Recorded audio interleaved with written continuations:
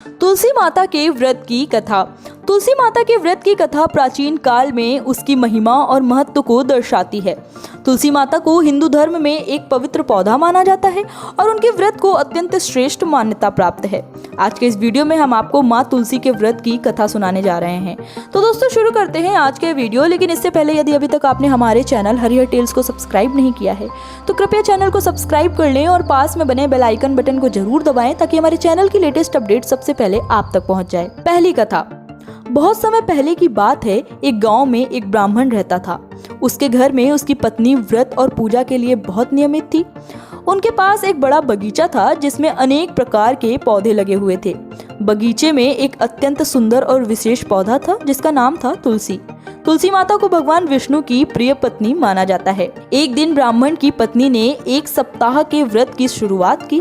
वो सभी विधियों और नियमों का पालन करते हुए तुलसी माता की पूजा करने लगी।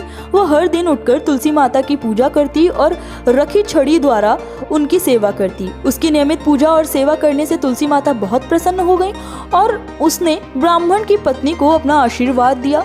व्रत के अंतिम दिन भगवान विष्णु का अवतार साधु उस गांव में आया और ब्राह्मण के घर में ठहर गया। वह साधु बहुत विद्वान और पवित्र थे। ब्राह्मण और उसकी पत्नी ने उन्हें अतिथि सत्कार से स्वागत किया और उनका सत्कार किया।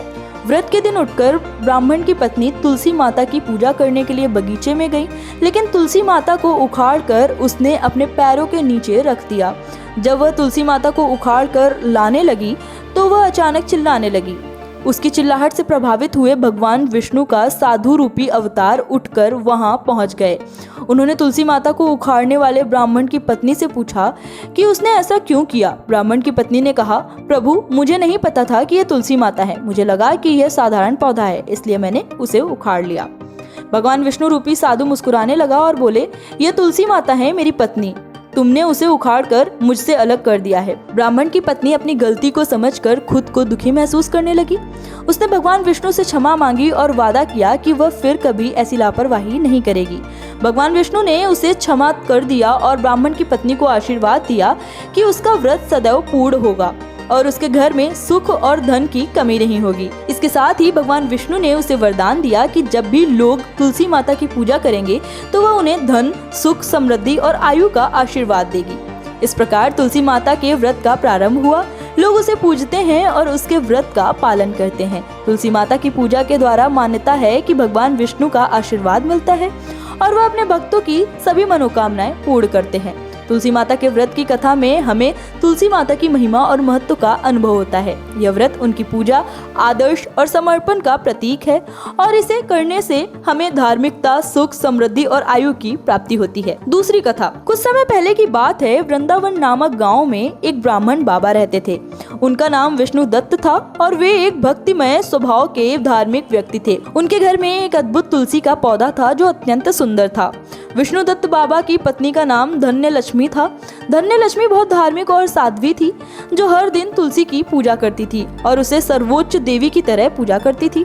वो हमेशा तुलसी के पौधे की सेवा करती थी और उसे पानी देती थी। धन्य लक्ष्मी बाबा और विष्णु दत्त बाबा का घर गुरुकुल के पास था जहाँ पंडित जी तथा छात्रों की विद्या प्राप्ति के लिए विभिन्न प्रकार की पूजाएं करते थे। एक दिन वृंदावन में अत्यंत सूखा पड़ा और जल की कमी हो गई। गांव के लोगों को पानी की बहुत समस्या होने लगी। विष्णु दत्त बाबा ने देखा कि अपार समस्या होने के बावजूद तुलसी पौधा हरा भरा और स्वस्थ दिख रहा है। उन्होंने अपनी पत्नी से पूछा, धन्य लक्ष्मी यह कैसे हो सकता है? बाकी पौधे खारिज हो गए हैं और तुलसी इतनी सुंदर है। धन्य लक्ष्मी ने उत्तर दिया, प्रिय पति, तुलसी देवी अत्यंत पवित्र मानी जाती हैं। उसे हर दिन स्नान, चारों ओर जल देने और पूजा करने से वह स्वस्थ रहती हैं। हमें उसकी सेवा करनी चाहिए। विष्णुदत्त बाबा ने तुलसी की पूजा करने और सेवा करने का निर्णय लिया। वे हर दिन तुलसी की पूजा करने लगे और उसे जल देने का ध्यान रखने लगे। उन्होंने तुलसी की सेवा के साथ साथ उसके पत्तों का चबाना, तुलसी की माला धारण करना और उसके नाम का जाप करना भी शुरू कर दिया। धीरे धीरे वृंदावन में बारिश की सूचना आई और जल की समस्या दूर हो गई। इसके बाद से विष्णु दत्त बाबा और धन्य लक्ष्मी ने तुलसी के व्रत को नियमित रूप से मनाना शुरू किया। वृंदावन में एक दिन भगवान विष्णु और महालक्ष्मी माता विश्राम करने के लिए इंद्रलोक से आए। उन्होंने विष्णु दत्त बाबा के घर में प्रवेश किया और देखा कि वह और धन्य लक्ष्मी तुलसी की पूजा कर रहे हैं।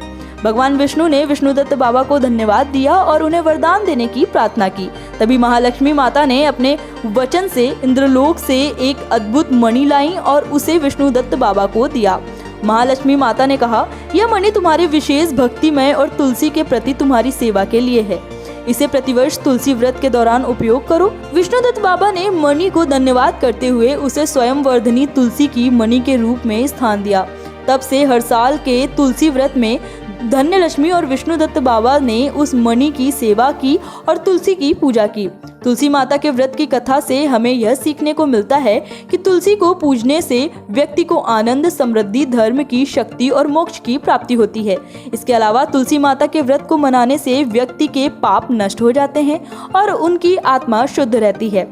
इस रूप में तुलसी माता के व्रत की कथा हमें तुलसी के प्रति आदर्श भक्ति, नियमित पूजा का महत्व और धर्म के महत्व का अनुभव कराती है।